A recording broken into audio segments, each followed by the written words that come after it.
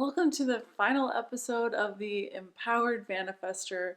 I made this series because I just wanted to encourage, especially manifestor women, to go for it with making the impact that you're here to make, getting over fear of rejection, learning to improve at informing, and to have better relationships, and just all around to really feel the awesomeness of who you are and to just be that.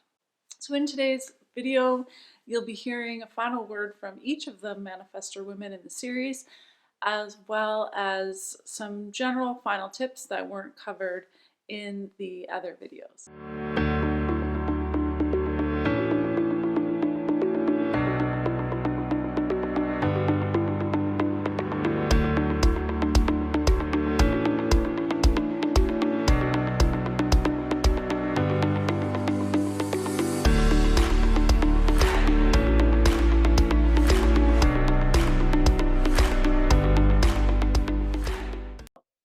I adore the word empowerment. It's one of my favorite words ever.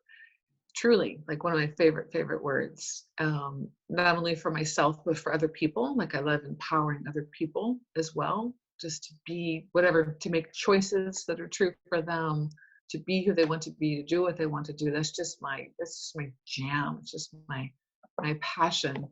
It's funny, someone was asking me about that recently. He said, like, you always cheer people on. You always celebrate when people make great steps that they're wanting to do or whatever. And I said, I think I do it because I didn't get that. So it made me aware of, oh, it's a pattern, and it's a great pattern, frankly, because I, growing up, didn't feel very empowered much in some ways, of course, but I had a lot of disempowerment happening.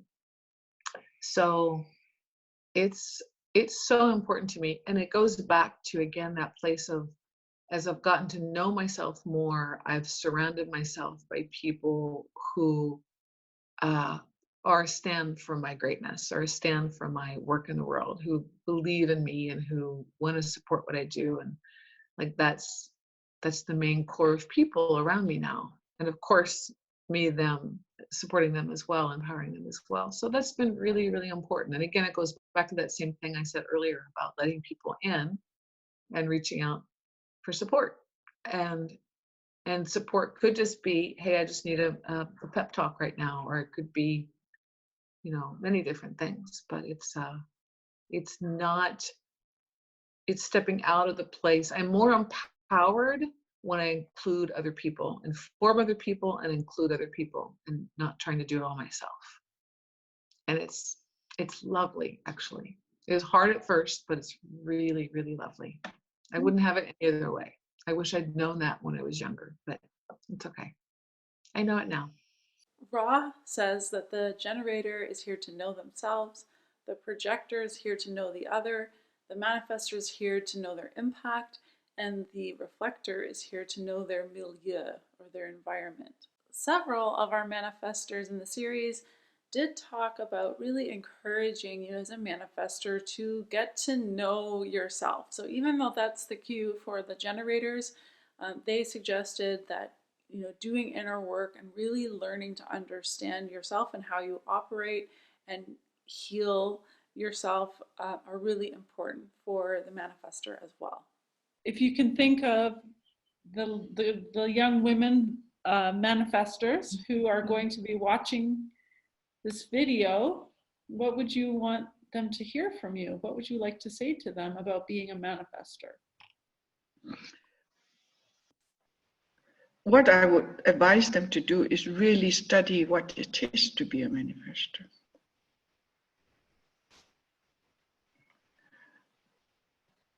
Because if I had known I had these types of characteristics, I would be more prepared for many, many situations in my life. I wasn't prepared for it. I've come out fairly intact, but I could have just as well come out the other way around. completely bitter or completely impoverished. So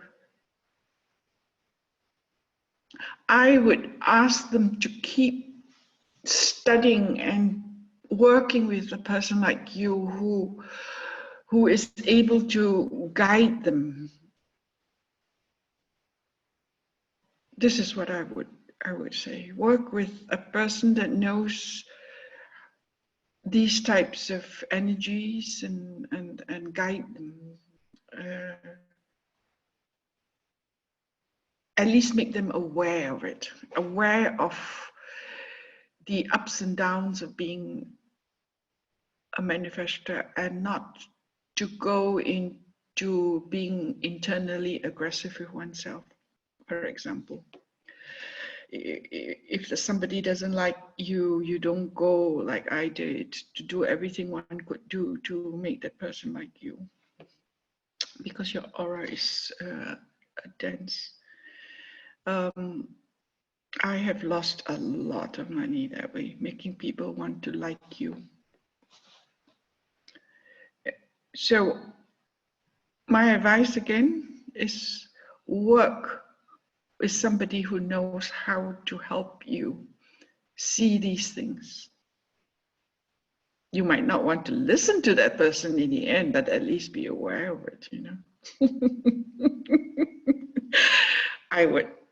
If I had the chance to do it again, I would. So I guess not only to know your own manifestor characteristics, but also know what a generator is, because I really don't know what a generator is. I would advise them to do that. Spend a little more money, spend some resources on learning about yourself. Self-knowledge is self-mastery. It took me, I only went into self-knowledge very, very lately, less than 18 years ago. But self-knowledge, without self-knowledge, you cannot self-master. Use money, use resources to do that. And work with somebody that knows about these type of things. Thank you, Karen. So I actually tear up as I feel them all. I feel the struggles to be to step into their mission. I feel the, you know, so what I'm feeling is like they want to go nosedive into it. And I think the greatest wisdom I can give them is to go do your inner work. Even though we're here to say that generators are supposed to get to know themselves, it's hard to know your mission and live it if you don't know yourself. And experience is very important. Wisdom is very important. And not to say that you don't have it yet, but you might be a manifestor, but love yourself too, in a way where you get to know yourself on that deep, deep level, so that you make the impact in the most enlightening way. I don't like to use the words negative and positive, but I want you to make the impact you're here to make. But in order for you to make that impact, you have to do a lot of your inner work. So don't skip that piece. That piece is very, very important. And I would not be here today where I'm at if I hadn't done my inner work. There's a lot of things we are scheduled to do here in our lives because I do astrology charts. And if you don't go through those pieces, then it's hard to understand. Then you've done all this work and it's like, oh, I'm going through this now. So go with the flow, make your impact, but do it in the most loving way. And the way you can do it in the most loving way is to get to know yourself and who you are. Because when you can love yourself, that will radiate on the outside.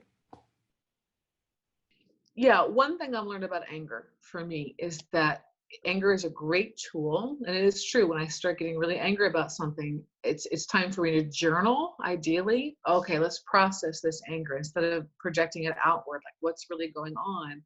And the optimal place is I get to, where is it that you're not asking for what you want, or where is it your needs aren't getting met, as opposed to riding the wave of the anger out loud. Like that's what always gets me in trouble. Always. Like I'll say something that I don't mean, or I'll say it to, enough to, so strongly that it pushes someone away.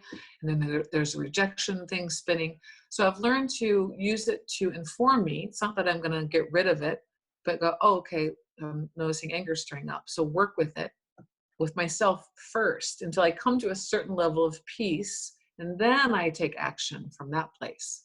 In particular, when it's involving another person.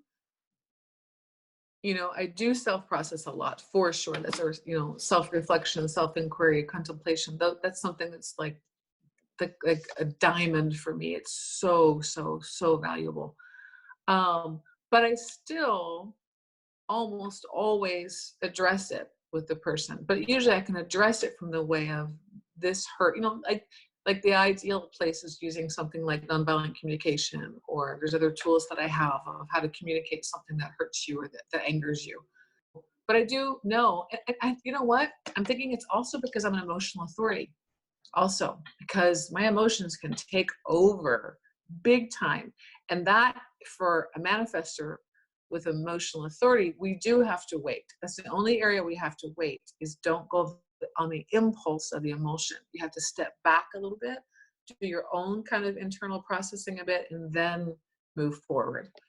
And that's hard, because I love to react in the moment, and I got good stuff to say. My husband always says that I'm so good with words when I'm angry. Like I could just, quote good, but I'm very skilled at lashing out, and very skilled at, making wrong and pointing all the faults, and just like quick. But and I think that also comes from the emotional authority piece. So I've had to learn to really hold back, process it on my own, then move forward. But yeah, I always have to move forward. I don't usually let things pass without addressing it. But again, addressing it from a different place after the emotions have calmed down, and I've done some of my own inner work, makes a big, big difference. Huge. Then the person's not so afraid of me, which again, I don't do things to make people afraid of me. I do things just because it's in the moment that I just start sharing with the overwhelming wave of emotion, whether it's sadness or anger or whatever it is. But that's been huge work for me, to back up first, to go inward first. Byron Katie's work has been really valuable for me, something called The Work. So we didn't mention this in the series yet, but a common advice for any manifestor, or even a non-sacral type, is to sleep alone. The reason for this is because when you sleep next to others, your sacral center is likely to be getting defined, and you'll be amplifying that sacral energy, which will not really allow you to rest properly. Also, if you don't detach from sacral energy, you might not even get tired. So you might stay up late simply because you're not getting the cues from your body that enough is enough, that you are actually tired. And so the manifestor is encouraged to begin to unwind and start the process of relaxing several hours before they will actually want to be going to sleep. Sleeping alone in my own aura is absolute bliss. And it's not been until the last few years that I had truly discovered the benefits of that and the requirement for this refueling. And I've really noticed over the years how sleeping in my own aura has assisted in the resetting of certain points in my nervous system, and it allows me to go to sleep in a state of energetic silence without having that clutter, that white noise of someone else's sacral, let alone other centers that are defined. And it also allows me to wake up in that silence. And in that energetic silence, it's as though I can define more clearly for myself where my anger is, where my peace is, where my clarity is, where my next steps need to be. I didn't realize until not long ago that the importance of having my aura uncluttered in my sleep. And one has to be very, very careful in this kind of world, not to go overboard, you know. So I have to be. That's why I do spend a lot of time in the mornings meditating to reflect, to reflect your position in the world. I guess that's and not go into over arrogance and things like that. So I did mention this in another video, but it bears repeating that it is so important for the manifestor to become very well acquainted and understand their decision-making authority. So for the manifestor, that will either be emotional authority, splenic, or ego authority. So this is basically how you know what is yours to do next, and the impact that you want to make is, you know, if you're emotional, it's what you feel like doing, what your emotions are dictating that you feel clear that you want to move forward with. So it's a clarity that evolves over time. If it's splenic, it's more related to an intuitive hit, an instinct in the moment. Could even be related to a sense of what's healthy for you. And if it's your ego or willpower, it's going to be that you have the will to do something, or you have this kind of egoic push in a certain direction. Your decision-making authority is going to be what highlights for you your path forward and indicates to you the impact that you're here to make. I have different videos about the different decision-making authorities in the Human Design playlist on this channel, so you can find those there, and I'll probably be updating those at some point as well. Finally, go for it. There is nothing more powerful than witnessing a manifestor in action. Every single one of the women who participated as an interviewee in the series is incredible when they're in action in the thing that they love to do and that they're moved to do. Here's a little example of that from my friend Tara, who is just the most incredible dancer. And I just think, you know, it's cool to hear her contribute what she has to say in this interview series, but here's a taste of who she is and what she does.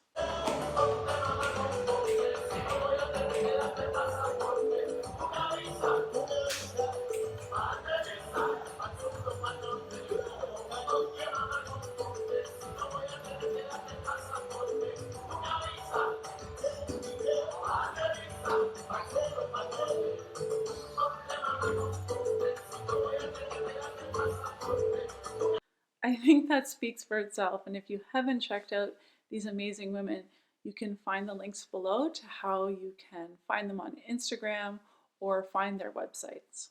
When you see a manifestor in action, I hope that it's an encouragement for you to go for it yourself and to do the thing that you know is in you to do and to make the impact that is in you to make. I would love to hear your feedback below and perhaps even ideas about where to go from here with new content. Thank you so much for watching. It has been a pleasure and an honor and a lot of work to create this series for you. I hope that you really enjoyed it, and take care. I'll take a moment just now to, I would like to take a moment, a quick note about me. And today I'll just take a brief moment to share a little bit about how I approach human design readings and what makes me unique. I'd like to tell you a little bit about my approach to doing human design readings.